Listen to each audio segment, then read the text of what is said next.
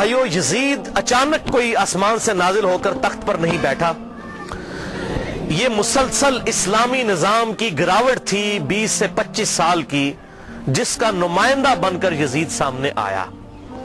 خرابی اس سے پہلے ہو چکی تھی. اب یہ الگ سے پورا ایک ٹاپک ہے، وہ 50 احادیث میں کور ہے. اور ابھی ریسنٹلی میں نے 8 محرم الحرام کو ایک لیکچر ریکارڈ کروایا ہے، ایسر نمبر 101، صحیح مسئلہ خروج اور فکر حسین حق پرستی کی علامت ہے. اس میں میں نے یہ ساری باتیں کھول کر بیان کی ہیں الحمدللہ. جسے شوق ہو تو وہ لیکچر دیکھ سکتا ہے. بہرحال یزید ابن معاویہ کے جو برے کرتوت ہیں، اس پہ تو گھنٹوں گفتگو کی جا سکتی ہے. اس حوالے سے اس امت میں بہت بڑی خدمت کی ہے. اہل سنت کے بہت بڑے ایک امام گزرے ہیں آج سے 900 سال پہلے. امام عبد الرحمن بن علی بن محمد بن الجوزی، المتوفا 597 ہجری، 597 ہجری میں فوت ہوئے. آج 1436 ہجری ہے، 900 سال پہلے. انہوں نے ایک کتاب لکھی، اور یہ شیخ عبد القادر جیلانی رحمت اللہ علیہ المتوفا 561 ہجری کے شاگرد بھی ہیں، محدث ابن جوزی. ان کو اہل سنت کہلوانے والے تینوں گروہ اپنا امام مانتے ہیں، بریلوی، دیوبندی، سلفی یعنی اہل حدیث، اور اہل تشیع بھی ان کو بڑی قدر کی نگاہ سے دیکھتے ہیں. محدث ابن جوزی کو ان کی بہت خدمات ہیں حدیث کی فیلڈ کے اعتبار سے، حتیٰ کہ امام ابن تیمیہ اور حافظ ابن کثیر اور اس طرح کے بڑے بڑے جو لوگ ہیں، جو خصوصاً اہل حدیث مکتبہ فکر کے لوگ جن کو بڑا اپنا امام مانتے ہیں، وہ ان کو بہت عزت کی نگاہ سے دیکھتے تھے. ان کی بڑی تعریفیں کی ہیں انہوں نے اپنی کتابوں میں، کیونکہ یہ تو ان سے بھی بہت پہلے گزرے ہیں. ان کے زمانے میں ایک یزیدی تھا مولوی، اس کا نام تھا عبد المغیث. اس نے ایک کتاب لکھی کہ یزید کو ہمیں برا نہیں کہنا چاہیے، یہ سب اس کے اوپر جھوٹے الزام ہیں. حتیٰ کہ بخاری مسلم میں بھی جو حدیثیں آئی ہیں، اس نے کہا یہ بس اسی طرح ہیں جس طرح آج بھی منکرین حدیث ہے نا، وہ بخاری مسلم کی حدیثوں کو کہتے ہیں ہم نہیں ان حدیثوں کو مانتے. تو منکرین حدیث ہمیشہ سے رہے ہیں. تو اس نے وہ حکومتی ملے ہوتے ہیں نا، حکومتوں سے پیسہ لے کے تو فتوے دیتے ہیں، آج بھی لوگ دیتے ہیں. تو اس نے ایک کتاب لکھی عبد المغیث نے. تو اس وقت محدث ابن جوزی میدان میں اترے اور انہوں نے یہ کتاب لکھی، الرد علی المتعصب العنید المانع من ذم یزید. یہ اس سرکش اور ضدی کا رد ہے جو یزید کی مذمت کرنے کو برا سمجھتا ہے. یہ کتاب کا نام انہوں نے رکھا. اور پھر وہ پول کھولے کہ کسی کا انہوں نے لحاظ نہیں کیا، اور جو کر سکتے تھے انہوں نے کیا. الحمدللہ یہ کتاب امام ابن تیمیہ المتوفا 728 ہجری، حافظ ابن کثیر المتوفا 774 ہجری اور بڑے بڑے اہل سنت کے ائمہ نے اس کتاب کی بڑی تعریف کی ہے، اپنی کتابوں میں لکھا. اور البدایہ والنہایہ تاریخ ابن کثیر میں حافظ ابن کثیر نے اس کتاب کو مینشن کر کے کہا کہ اس کتاب نے امت کا دل ٹھنڈا کر دیا ہے، اور بڑی صحیح طریقے سے پٹائی کی ہے یزیدی پارٹی کی ابن جوزی نے. یہ ابن کثیر نے لکھا. اور یہ کتاب الحمدللہ اردو ترجمے کے ساتھ شائع ہو چکی ہے. شاہ نفیس اکیڈمی لاہور والوں نے، جو دیوبند مکتبہ فکر کا ایک ادارہ ہے، انہوں نے اس کا ترجمہ شائع کر دیا ہے. ہماری ویب سائٹ ahlsunnatpak.com پہ اس کا PDF موجود ہے، ڈاؤن لوڈ بھی آپ کر سکتے ہیں. ٹوٹل یہ 80 صفحات پر مشتمل ہے کتاب. ٹوٹل 160 ہے اس کے صفحات. 80 صفحات اس مترجم نے اپنے کومنٹس کیے ہیں، اور 80 صفحات پہ اس کا کتاب کا ترجمہ ہے. ماشاءاللہ انہوں نے حق کھول کر بیان کیا ہے. ائمہ اہل سنت کی رائے کیا تھی یزید کے بارے میں. حیران کن بات ہے کہ دنیا کی کسی حدیث کی کتاب میں یزید سے ایک حدیث بھی روایت نہیں ہے. حضرت ابو بکر کے بیٹوں کی حدیثیں بخاری اور مسلم میں ہیں. حضرت عمر کے بیٹوں کی حدیثیں بخاری اور مسلم میں ہیں. حضرت علی کے بیٹوں کی حدیثیں بخاری اور مسلم میں ہیں. لیکن یزید کی کوئی روایت دنیا کی کسی کتاب میں موجود نہیں ہے. حالانکہ ان کے بھی والد حضرت امیر معاویہ رضی اللہ تعالیٰ عنہ 40 سال تک مسلمانوں کے حکمران رہے ہیں، 20 سال تک گورنر، اور پھر 20 سال بعد صلح حسن کے بعد حکومت سنبھالی. لیکن کسی نے ان کے بیٹے سے حدیث نہیں لی، کیونکہ مجروح راوی تھا. تو یہ سارے اقوال محدثین کے انہوں نے جمع کیے. اور محدث جو ہوتے ہیں نا، وہ بالکل نیوٹرل لوگ ہوتے ہیں. وہ حکومتی ملا نہیں ہوتے ہیں کہ پیسے لے کے فتوے دیں. محدث تو حق بات کرتا ہے. جو مجروح راوی ہے وہ مجروح ہے. حتیٰ کہ آپ بخاری اور مسلم میں یہاں تک حضرت علی کے بیٹوں کی، حضرت علی کے پوتوں کی، ان کے پڑپوتوں تک کی حدیثیں موجود ہیں بخاری اور مسلم کے اندر. امام باقر کی حدیثیں، امام جعفر کی حدیثیں، امام موسیٰ کاظم کی حدیثیں، امام علی رضا کی حدیثیں، امام زین العابدین کی حدیثیں، یہ اہل سنت کے ہاں آپ کو ملیں گی. لیکن یزید کی کوئی حدیث نہیں آپ کو اہل سنت کی کسی کتاب میں نہیں ملے گی. حالانکہ وہ اس کے باپ صحابی ہیں، 40 سال تک مسلمانوں کے حکمران رہے، ڈومیننٹ پرسنالٹی رہے. کوئی ایک روایتی محدث لے لیتا نا کہ 40 سال میں اپنے باپ سے کچھ سیکھا ہوگا انہوں نے، کوئی نہیں. کیونکہ وہ کہتے تھے یہ ظالم شخص ہے، یہ اس قابل ہی نہیں کہ اس سے حدیث لی جائے. وہ احمد بن حنبل کا قول میں انشاءاللہ بیان بھی کر دوں گا اس میں. تو بہرحال یہ کتاب پی ڈی ایف فارم میں اگر کسی کو چاہیے ہو تو مجھے ای میل کر سکتے ہیں mirza_95@yahoo.com پہ، میں آپ کو یہ بھجوا بھی سکتا ہوں. بھائیو، آپ صلی اللہ علیہ وسلم کی وفات کے 50 سال کے بعد 60 ہجری میں حضرت امیر معاویہ رضی اللہ تعالیٰ عنہ فوت ہوئے، اور جاتے جاتے انہوں نے اپنی زندگی میں ہی مرنے سے 4 سال پہلے ہی اپنے بیٹے یزید کے لیے بیعت لینا شروع کر دی. صحیح بخاری میں آتا ہے کہ صحابہ کرام سخت خلاف تھے کہ آپ یہ کیا کرنے جا رہے ہیں، امت کو کس ڈگر پہ چلا کر جا رہے ہیں، لیکن تلوار کے زور پر اپنے بیٹے کی بیعت لی. صحیح بخاری میں موجود ہے. یہ کہتے ہیں جی بیعت کر لی تھی، گن پوائنٹ پہ بیعت کی، تو بیعت تو دل ہی ماننے کا نام ہے. اور میں حضرت عمر کا فتویٰ بھی اینڈ پہ بتاؤں گا صحیح بخاری سے کہ جو تلوار کے زور پر بیعت ہو اس کو حضرت عمر کہتے ہیں یہ بیعت ہی نہیں ہے. تو صحابہ کرام نے مخالفت کی، لیکن وہ جو معاملہ ہونا تھا وہ ہوا. وہ میں نے مسئلہ نمبر 101 میں ڈیٹیل کے ساتھ بیان کیا. آج ٹاپک کو میں چھیڑوں گا نہیں کیونکہ آلریڈی میں اس کو ایڈریس کر چکا ہوں. بہرحال اس حوالے سے صحیح بخاری میں انٹرنیشنل نمبر کے مطابق 120 نمبر حدیث ہے. حضرت ابو ہریرہ کہتے ہیں میں نے حضور صلی اللہ علیہ وسلم سے 2 پیالے لیے، ایک میں نے تمہارے سامنے ظاہر کر دیا، یعنی یہ جو شریعت کا علم ہے، حدیثیں میں نے بیان کر دی، اور دوسرا پیالہ ایسا ہے اگر میں تمہیں بتاؤں تو تم میری شہرت کاٹ دو. ایسی باتیں مجھے حضور نے بتائی ہیں. وہ کیا باتیں تھی؟ وہ صحیح بخاری کے اندر ہی انٹرنیشنل نمبر کے مطابق 3605 نمبر حدیث ہے. حضرت ابو ہریرہ کہتے ہیں کہ مجھے حضور صلی اللہ علیہ وسلم نے بنو قریش، بنو امیہ کے لونڈوں کے ان لڑکوں کے نام بتائے ہیں، ان کے ماں باپ اور قبیلوں کے نام تک بتا دیے ہیں جن کے ہاتھوں اس امت کی تباہی ہونے والی ہے. اور میں چاہوں تو ان کے نام، ان کے ماں باپ کے نام بھی بتا سکتا ہوں. جیسے حضرت حذیفہ ابن یمان کو حضور صلی اللہ علیہ وسلم نے منافقین کے نام بتائے تھے، حضرت ابو ہریرہ کو ان لوگوں کے نام بتا دیے تھے جن کے ہاتھوں امت کی تباہی ہونے والی تھی، بنو امیہ کے وہ لڑکے. حتیٰ کہ اسی حدیث کے تحت فتح الباری میں امام ابن حجر اسقلانی رحمہ اللہ المتوفی 852 ہجری وہ لکھتے ہیں، اور بڑی انہوں نے اسناد مختلف کتابوں سے، المصنف ابن ابی شیبہ سے، باقی کتابوں سے جمع کی کہ حضرت ابو ہریرہ یہ دعا کیا کرتے تھے، اے اللہ مجھے 60 ہجری تک باقی نہ رکھنا اور لڑکوں کی حکومت سے پہلے موت دینا. 59 ہجری میں حضرت ابو ہریرہ فوت ہو گئے، اور 60 ہجری میں یزید ابن معاویہ تخت نشین ہوا. اور اس میں ایک مرفوع حدیث ہے انٹرنیشنل نمبر کے مطابق مسند امام احمد میں 8302 اور مشکات میں بھی 3716 کہ آپ صلی اللہ علیہ وسلم نے فرمایا 70 کی دہائی کے آغاز سے اللہ کی پناہ طلب کرو اور نوجوان لڑکوں کی حکومت سے اللہ کی پناہ طلب کرو. 70 کی دہائی کا آغاز یعنی 61 ہجری، اور واقعہ کربلا 61 ہجری میں ہوا ہے. تو آپ صلی اللہ علیہ وسلم نے اپنی امت کو اس حوالے سے خبریں دی تھیں کہ آپ صلی اللہ علیہ وسلم کی وفات کے بعد امت کے ساتھ کیا سلوک ہونے والا ہے. تو اس کے ظلم کی داستان بہت طویل ہے. یہاں پر میں اس کے 3 بڑے بڑے سیاہ کارنامے ذکر کروں گا احادیث کی کتابوں سے، تاریخ نہیں. اگر تاریخ میں نے بتایا تاریخ میں اگر 10 باتیں یزید کے حق میں ہیں نا تو 1000 اس کے خلاف ہیں. لیکن کیا کرتے ہیں یہ حکومتی ملے، اور چند ایک باتیں نقل کر کے تو پھر دفاع کرنے کا کوشش کرتے ہیں، اور پھر کتابوں پہ پابندی لگ جاتی ہے. وہ جو جھوٹی کتاب صلاح الدین یوسف صاحب نے لکھی، وہ گورنمنٹ نے پابندی لگا دی. کوئی حدیث نقل نہیں کی ہے، بلکہ ساری تاریخی روایتیں نقل کی ہیں، اور وہیں پر لکھا ہوا ہے کہ یزید کی فوجوں نے واقعہ ہرہ میں 1000 صحابیات اور تابعیات کے ساتھ زنا کیا، اور وہ حاملہ ہو گئیں، اور 3 دن تک مسجد نبوی میں گھوڑے باندھ کر رکھے، اور مسجد نبوی میں نماز نہیں ہوئی ہے. لیکن صلاح الدین یوسف صاحب کی رگ نہیں پڑکی کہ میں یہ حق لوگوں کو بتاؤں. ابن کثیر سے، اس ابن کثیر سے اپنی مطلب کی باتیں نقل کی. وہ بتا رہا ہوں 10 باتیں نقل کی، 1000 اس کے خلاف لکھی ہوئی ہیں. لیکن جب کوئی بندہ بے ایمانی پہ اتر آئے تو اس کا تو کوئی علاج نہیں ہے. لہذا میں تاریخ کو کرتا ہوں سائڈ پہ، میں صرف آپ کو احادیث سے حوالے دوں گا جس کے سامنے اب سارے خاموش ہو چکے ہیں. جب سے یہ میری یہ پمفلٹ آئے ہیں، یہ واقعہ کربلا کا حقیقی پس منظر 50 صحیح الاسناد احادیث کی روشنی میں، یہ والا پمفلٹ، اور یہ رافضیت، ناسبیت اور یزیدیت کا تحقیقی جائزہ، یہ پمفلٹ میں نے ڈاکٹر ذاکر نائک کے خلاف لکھا تھا، انگلش کے اندر بھی، اردو کے اندر بھی. اور ان کے ہم نے شاگرد پاکستان آئے، ان کے ہاتھ میں یہ پمفلٹ پکڑائے کہ خدا کے لیے کہ آپ یہ کون سی وہ امام غزالی کی لکھی ہوئی تاریخ بیان کر رہے ہیں، ابن تیمیہ کی لکھی ہوئی تاریخ بیان کر رہے ہیں. خدا کے لیے حدیث کی کتابیں پڑھیں، بخاری اور مسلم پڑھیں، یا تو بخاری اور مسلم کو غلط کہہ دیں، منکرین حدیث بن جائیں، یہ تاریخیں تو حکمرانوں نے لکھوائی ہوئی ہیں. بادب با ملاحظہ ہوشیار لکھو ہم بڑے سخی تھے, ہم یہ تھے وہ تھے. تاریخیں تو حکمرانوں کی لکھوائی ہوئی ہیں. حدیثیں ہیں, یہ ہیں ایماندار لوگ محدثین, یہ ہیں اصل اہل حدیث اہل سنت جنہوں نے حق بات امت کو بتائی. ان کو فالو کریں.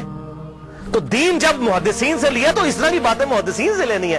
اتھینٹسٹی تو محدثین کی ہے نہ کہ ان لوگوں کی ہے. تو اس حوالے سے یہ بات آپ سمجھ لیجئے.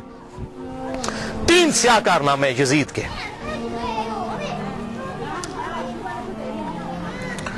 پہلا سیاہ کارنامہ 61 ہجری میں آپ صلی اللہ علیہ وسلم کی وفات کے بعد 50 سال کے بعد عبید اللہ ابن زیاد کو گورنر لگا کر اس کے ذریعے سیدنا حسین ابن علی رضی اللہ تعالی عنہ کو شہید کروایا. 18 اہل بیت میں سے اور 54 لوگ دوسرے شہید ہوئے واقعہ کربلا کے دوران. ٹوٹل 72 لوگ.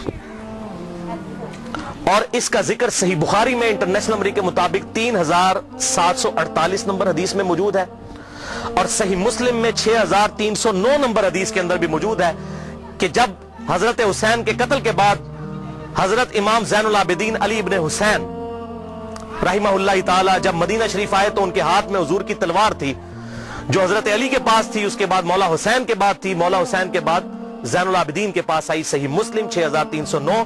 تو مسور بن مخرمہ رضی اللہ تعالیٰ عنہ حاضر خدمت ہوئے اور انہوں نے کہا کہ اے نبی کے بیٹے, یہ تلوار آپ میرے حوالے کر دیں ورنہ یہ کہیں بنو امیہ کے ظالم لوگ آپ سے چھین نہ لیں, اور میں اپنی جان سے بڑھ کر اس کی حفاظت کروں گا. تو یہ صحیح مسلم میں موجود ہے. لوگ کہتے ہیں نہیں پتہ نہیں حسین قتل بھی ہوا تھا کہ نہیں. ٹھیک ہے, آپ لوگوں نے یہ باتیں کرنا شروع کر دی ہیں. تو بھئی جھوٹ کے تو کوئی پاؤں نہیں ہوتے ہیں. جب لوگوں نے یہ جرت کی جی وہ صحابہ وہ بغلوں میں بت رکھ کے آتے تھے اس لیے رفع یدین ہوتا تھا, حالانکہ اہل سنت اور اہل تشیع کا رفع الیدین پہ اجماع ہے. سوائے حنفیوں کے پوری امت متفق ہے کہ آپ صلی اللہ علیہ وسلم رکوع میں جاتے وقت رکوع سے اٹھتے وقت رفع الیدین کرتے تھے. لیکن جب کوئی بندہ بے ایمانی پر اتر ہے تو اس کا تو کوئی علاج ہی نہیں ہو گا جی بت رکھ کے آتے تھے. اے بھی وہی ہے بت رکھ کے آتے تھے بھائی. صحیح مسلم میں موجود ہے, صحیح بخاری میں واقعہ کربلا کا ذکر موجود ہے. دوسرا سیاہ کارنامہ, اور ادھر میں یہ بات کر دوں, بعض لوگ کہتے ہیں حضرت حسین جو ہے وہ یزید کی بیعت کے لیے جا رہے تھے اور انہوں نے کہا میری 3 شرائط ہیں, یا تو مجھے اجازت دو میں یزید کے ہاتھوں میں ہاتھ دے دوں, یا مجھے کسی مسلمان سرحد پر بھیج دو, یا مجھے واپس جانے دو. خدا کے لیے بھائی یہ بات ہوتی تو بنو امیہ نے لڑیاں ڈالنی تھی کہ حضرت امیر معاویہ رضی اللہ تعالیٰ عنہ پوری زندگی حضرت حسین سے وہ بیعت نہیں لے سکے اپنے بیٹے کے لیے جو انہوں نے اپنی وفات سے 4 سال پہلے لینا شروع کر دی تھی. اور یہ عبید اللہ ابن زیاد نے حضرت حسین کو اگر منوا لیا تھا تو اس کو تو سونے میں تولنا تھا یزید نے کہ بھی آپ نے بڑا کارنامہ کیا. کدھر یہ جھوٹ ہے. انصاب الاشراف کتاب سے یہ پیش کرتے ہیں, شیخ زبیر لیزئی صاحب نے پوری تحقیق لکھی ہے کہ یہ کتاب ہی ثابت نہیں صحیح سند کے ساتھ, اور اس کتاب میں تو ایسی ایسی حدیثیں ہیں کہ کئی صحابہ کا ایمان ہی ثابت نہیں ہوگا اگر اس کتاب کو انصاب الاشراف کو پیش کریں. اور یہ جو روایت ہے وہ روایت بھی منقطع ہے. حلال بن صاف یہ بیان کرتے ہیں ان کا واقعہ کربلا میں ہونا ثابت نہیں ہے, اور منقطع روایت کوئی حجت نہیں ہوتی ہے. تو یہ کتاب بھی ثابت نہیں, بالکل جھوٹ ہے. پوری امت بیعت کر لیتی, حضرت حسین بیعت نہ کرتے اس وقت تک ان کو سکون نہ آتا. کیوں؟ حسین کا بیعت کرنے کا مطلب تھا کہ آل محمد نے بنو امیہ کی بدماش حکومت کو اسلامی حکومت تسلیم کر لیا ہے. اس لیے آپ دیکھیں ایک حسین نے بیعت نہ کی تو یار کیا ہوا, کوئی فرق نہیں پڑتا, چھوڑ دو. حضرت سعد ابن عبادہ نے بخاری مسلم میں آتا ہے کہ حضرت ابوبکر و عمر کی بیعت نہیں کی تو کیا حضرت ابوبکر نے ان کو قتل کروا دیا تھا؟ نہیں. 6 مہینے تک حضرت علی نے بھی بیعت نہیں کی, بخاری اور مسلم میں آتا ہے, کیا قتل کروا دیا؟ تو یہ بات کرنا بڑا آسان ہوتا ہے, ایسے معاملات ہوتے نہیں ہیں. حق بات وہی ہے جو کتابوں کے اندر لکھی ہے, باقی لوگ جتنی باتیں کرتے رہے وہ سب جھوٹی کہانیاں ہوتی ہیں. تو یہ دوسرا سیاہ کارنامہ یہ تھا کہ جب حضرت حسین کو شہید کیا گیا تو ظاہر ہے امت میں کوہرام مچ گیا. تو جن لوگوں نے تلوار کے زور پر بیعت کی ہوئی تھی, دبے ہوئے تھے, وہ بھی میدان میں اترے. انہوں نے کہا کہ ہم یزید ابن معاویہ کی بیعت توڑ کے اس کو پھینک دیتے ہیں. سب سے پہلے اہل مدینہ نے بغاوت کی, اور صحیح مسلم میں کتاب الامارہ چیپٹر میں موجود ہے یہ چیز, امارت کے بیان والے چیپٹر میں صحیح مسلم کے اندر. اور جب بیعت توڑی تو ظاہر ہے کہ پھر یزید کو غصہ آیا, اس نے پھر فوج اپنی بھجوائی اور اس نے اہل مدینہ کے اوپر جو ہے وہ چڑھائی کر دی. 3 دن تک مدینہ تو رسول کو حلال ٹھہرا لیا کہ وہ حضرت عثمان غنی رضی اللہ تعالیٰ عنہ جنہوں نے شہادت گوارا کر لی, لیکن مدینے میں اپنے دفاع میں تلوار نہیں اٹھنے دی کہ مدینہ تو رسول میں میری وجہ سے خون نہ گرے. اس یزید ظالم شخص نے مدینے پر حملہ کروایا اور قتل عام مسلمانوں کا کروایا. صحیح بخاری میں کتنی حدیثیں میں ان کے حوالے دے دیتا ہوں. صحیح بخاری میں 2604, 2959, 4024, 4906 یہ صحیح بخاری میں ہے. صحابہ کا قتل عام کروایا. یہ کہتے ہیں صحابہ کے گستاخ, اور جنہاں دے چمچے ہونے سب تو بڑے گستاخ او جے صحابہ دے جنہاں نے صحابہ نو قتل کیتا جے. گالی دینا تے چھوٹا جرم ہے, قتل کروانا بڑا جرم ہے. اور گالی بھی میں نے بتا دیا انہوں نے شروع کروائی ہوئی ہے. یہ ساری بدعتیں بنو امیہ کی شروع کی ہوئی ہیں, ممبروں پر حضرت علی پر لعنت کرنا اور صحابہ کو قتل کرنا. اور صحیح مسلم میں 3339, 3319, 3323 سے لے کر 3333 تک یہ 15-20 احادیث ہیں جن کا لب لباب یہ ہے کہ آپ صلی اللہ علیہ وسلم نے ارشاد فرمایا, جس نے اہل مدینہ کو ڈرایا, اہل مدینہ کو دھمکایا یا مدینہ میں بدعت کو جاری کیا, مدینے والوں پر ظلم کیا, اس پر اللہ کی لعنت, اللہ کے فرشتوں کی لعنت اور تمام لعنت کرنے والوں کی لعنت. کہتے ہیں یزید پر لعنت نہ کریں. ہم کسی کلمہ گو اہل قبلہ کے اوپر لعنت کے قائل نہیں ہیں. آپ صلی اللہ علیہ وسلم نے ہمیں منع کیا ہے, لیکن اس کا یہ مطلب نہیں کہ وہ لعنت کا اہل نہیں ہے. لعنت خود بخود ہو جائے گی. قرآن میں آیا لعنت اللہ علی الکاذبین, جھوٹوں پر اللہ کی لعنت. آپ میرے سامنے واضح جھوٹ بولیں, میں آپ کو لعنتی پھر بھی نہیں کہہ سکتا, حالانکہ آپ لعنت کے مستحق ہو رہے ہوں گے. جھوٹ بول کے خود بخود مستحق ہوں گے لعنت کے. اسی طریقے سے سورہ محمد کی آیت نمبر 22 اور 23 میں آتا ہے, جو لوگ فساد فی الارض کرتے ہیں, زمین میں قتل نہ حق کرتے ہیں, ان پر اللہ تعالیٰ کی لعنت ہوتی ہے. تو قرآن میں لعنت آئی ہے ظالموں کے اوپر, تو ہمیں تو بھیجنے کی ضرورت ہی نہیں. خود بخود جسے فٹ اسے گفٹ, جو ایسا کام کرے گا وہ خود لعنت کا مستحق ہو جائے گا. ہم کیوں لعنت بھیجیں, وہ خود بخود لعنت کے مستحق ہو گیا. وَلِعَاذُ بِاللَّهِ تعالی. اور اسی واقعہ, اس کو واقعہ حرہ کہتے ہیں, جس میں اہل مدینہ کو لوٹا گیا. اور یہاں تک کہ حافظ ابن کثیر جو آخری درجے تک اہل شام کا دفاع کرتے ہیں, لیکن یہاں پر وہ بھی تڑپ اٹھے اور انہوں نے کہا کہ یہ یزید نے جو ظلم ڈھایا, 1000 صحابیات اور تابعیات بغیر شادی کے حاملہ ٹھہری, زنا کیا یزید کی فوجوں نے.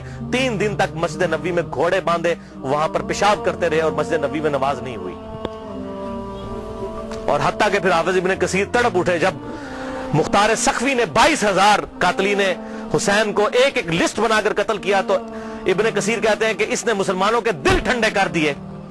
ایک تو توابون کھڑے ہوئے 4000 کے قریب, لیکن وہ عبید اللہ ابن زیاد کا مقابلہ نہیں کر سکے. بعد میں مختار سقفی نے جس طریقے سے ان کو قتل کیا جو حضرت حسین کے خلاف کھڑے ہوئے تھے, اور آپ دیکھیں اس کا سرغنہ کون تھا, عمر ابن سعد ابن ابی وقاص, جنتی صحابی کا بیٹا. حضرت نوح علیہ السلام پیغمبر سے بیٹا کیا نکلا, کافر. کہتے نہیں صحابہ کی اولاد, او بھئی نبی کی اولاد سے بڑھ کر کون ہو سکتا ہے, حضرت نوح کا بیٹا کافر. تو اس کی وجہ سے حضرت نوح کو تو کوئی لعن طعن نہیں کر سکتا. اسی طریقے سے عمر ابن سعد جیسے سعد ابن ابی وقاص جنتی صحابی ہیں.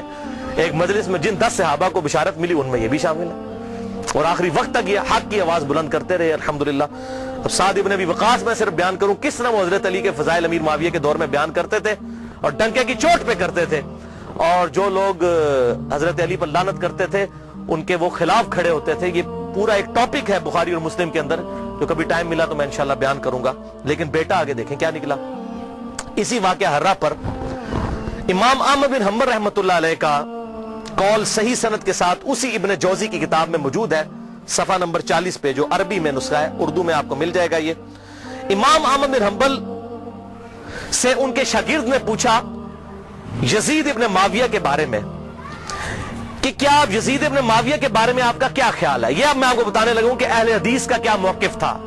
سب سے بڑے اہل حدیث اہل سنت امام احمد بن حنبل المتوفا 241 ہجری, جو اہل سنت کے بڑے ائمہ ہیں, بخاری اور مسلم کے استاد ہیں. اور وہ کیا کہہ رہے ہیں, آپ حدیث میں کس کو لیتے ہیں کہ جی کس راوی پر بحث کرنی ہے, آپ کہتے ہیں یہ فلاں محدث اس کو ضعیف کہتا ہے. اب یہ سب سے بڑا امام اہل سنت کا کیا کہہ رہا ہے, وہ کہتے ہیں کہ یزید وہی ہے جس نے مدینے والوں کے ساتھ وہ کرتوت کیے جو اس نے کیے. شاگرد نے پوچھا یزید نے کیا کیا تھا. احمد بن حنبل نے فرمایا اس نے مدینے والوں کو لوٹا تھا. شاگرد نے پوچھا کیا ہم یزید سے حدیث بیان کر سکتے ہیں. احمد بن حنبل نے فرمایا یزید سے حدیث مت بیان کرو, اور کسی کے لیے یہ حلال ہی نہیں ہے کہ وہ یزید سے ایک حدیث بھی بیان کرے. پھر شاگرد نے پوچھا کہ جب یزید نے یہ حرکتیں کی تھیں تو کن لوگوں نے یزید کا ساتھ دیا تھا. تو احمد بن حنبل نے فرمایا اہل شام نے. یہ شامیوں نے یہ غلط کام کیا تھا جو یزید کے ساتھ مل کر اہل بیت کے ساتھ اور اہل مدینہ کے ساتھ ظلم ان پر ڈھایا تھا. یہ دوسرا کارنامہ. اور تیسرا سیاہ کارنامہ 64 ہجری میں اسی دوران حضرت عبداللہ ابن زبیر رضی اللہ تعالیٰ عنہ، یہ وہ صحابی ہیں جن کے بارے میں صحیح بخاری میں آتا ہے جب مسلمان ہجرت کر کے مدینہ شریف آئے تو یہودیوں نے کہا ہم نے مسلمانوں پر بندش کر دی ہے، ان کے گھر اب اولاد نہیں ہوگی. تو سب سے پہلے بیٹا پیدا ہوا حضرت ابو بکر کا نواسا عبداللہ ابن زبیر. حضرت عائشہ کی جو بہن تھی اسما بنت ابی بکر، ان کا بیٹا عبداللہ ابن زبیر. اور حضور نے اپنے مبارک ہاتھوں سے ان کو گٹی دی تھی کھجور چبا کر، صحیح بخاری میں آتا ہے. یہ وہ ہیں عبداللہ ابن زبیر صحابی. یہ بھی حضرت حسین کی طرح جن چند بڑے لوگوں نے بیعت نہیں کی. کون کون تھے ان میں؟ حضرت حسین ابن علی، علی کا بیٹا، حضرت عباس کا بیٹا عبداللہ ابن عباس، ابو بکر کا بیٹا عبد الرحمن بن ابی بکر، اور زبیر کا بیٹا ابن زبیر، عبداللہ ابن زبیر. تو یہ نمائندہ شخصیات ہی سامنے آتی ہیں نا. مجھے بتائیں آج اگر زرداری اور نواز شریف مل کے عمران خان کی بیعت کر لیں تو کیا یہ دو بندوں کی بیعت ہوگی؟ پوری پارٹی کی. یا عمران خان اور زرداری مل کے نواز شریف کی کر لیں، یا عمران خان اور نواز شریف مل کے زرداری کی بیعت کر لیں تو کیا یہ دو بندوں کی بیعت ہوگی؟ پوری پارٹی کی. وہ کہتے ہیں سب نے بیعت کر لی تھی. اور بھائی نمائندہ شخصیات تو امت کی یہی تھی نا، باقی تو سارے بیچارے اسی طرح ہوتے ہیں. حسین تے نہیں روزانہ ماما جمنیاں. حسین بننا سوکھ ہے.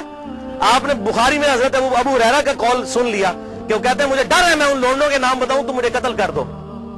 تو انہوں نے اپنی جان بچائی.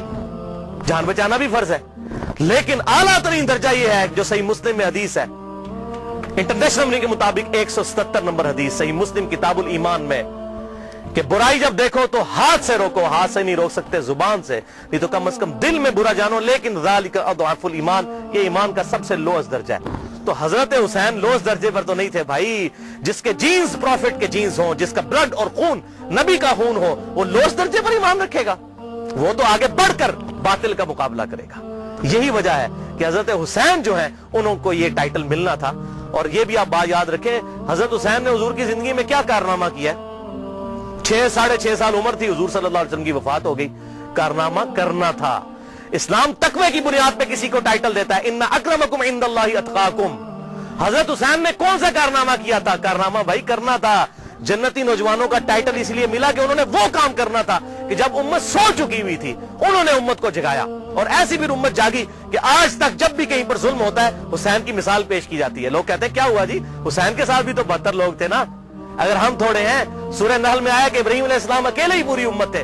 حق تھوڑا ہو، حق حق ہے، باطل باطل ہے، چاہے وہ کثرت میں کتنا ہی زیادہ ہو. ٹھیک ہے، تو یہ بات آپ سمجھیے اس حوالے سے. تو عبداللہ ابن زبیر نے بھی بغاوت کی. انہوں نے حجاز، مکہ، مدینہ اور پورے ایریے پر انہوں نے اپنی خلافت قائم کر لی اور یزید صرف شام تک رہ گیا. تو پھر یزید نے عبداللہ ابن زبیر رضی اللہ تعالیٰ عنہ کو قتل کرنے کے لیے اور ان کی حکومت کو ختم کرنے کے لیے جو خلافت تھی، اپنے گورنروں کو بھیجا، سپہ سالاروں کو بھیجا. 64 ہجری کا یہ واقعہ ہے. اور یہ صحیح مسلم میں انٹرنیشنل نمبر کے مطابق 3245 صحیح مسلم 3245 نمبر حدیث ہے کہ ابن زبیر پر جب حملہ کیا اس دوران خانہ کعبہ کو منجنیق سے پتھراؤ کیا گیا، غلاف کعبہ بھی جل گیا. 3245 صحیح مسلم. یہ کرتوت ہے. کہتے ہیں جی وہ تو یہ تھے جنتی تھے. وہ بھی میں پول کھولنا کہڑے پاس جنتی سی ہو. صحیح مسلم 3245 خانہ کعبہ کو جلا دیا. لیکن پھر اس دوران پہلے واقعہ کربلا، اس کے بعد واقعہ حرہ ہوا، اور پھر ابن زبیر پہ جب حملہ کیا اسی دوران یزید مر گیا 64 ہجری کے اندر. جب مرا تو پھر ابن زبیر نے اسی جنگ کے دوران وہ مر گیا. ابن زبیر نے کہا کہ جاؤ اپنے شیطان کی خبر لو، وہ مر گیا. تو پھر اس کی فوج تتر بتر ہو گئی. پھر 9 سال تک خلیفہ رہے اس پورے ایریے کے اوپر عبداللہ ابن زبیر. پھر جب عبد الملک بن مروان کے مرنے کے بعد بنا، اس نے پھر حجاج ابن یوسف کو بھیجا. پھر دوبارہ خانہ کعبہ پر حملہ ہوا، اور وہ بھی صحیح مسلم 6496 نمبر حدیث میں موجود ہے. پھر ابن زبیر کو حجاج ابن یوسف نے، جو اسی بنو امیہ کی باقیات تھی، اس نے قتل کر کے خانہ کعبے کے دروازے پہ ان کی لاش، صحابی رسول کی لاش لٹکائی 1 ہفتے تک کے لیے. صحیح مسلم 6496. ابن زبیر کو 74 ہجری کے اندر شہید کر دیا گیا. یہ بھی انہی کا کارنامہ تھا.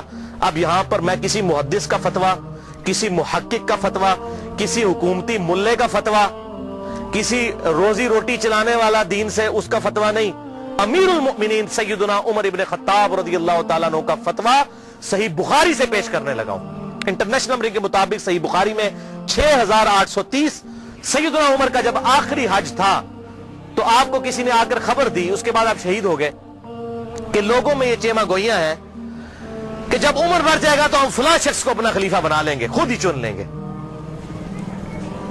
اب یہ فلاں کون ہے، اس کو تلاش کرنا ہے، یہ فلاں کون تھا خلافت کا لالچی۔ یہ آپ کے لیے اسائنمنٹ ہے، فلاں شخص کی ہم بیعت کر لیں گے۔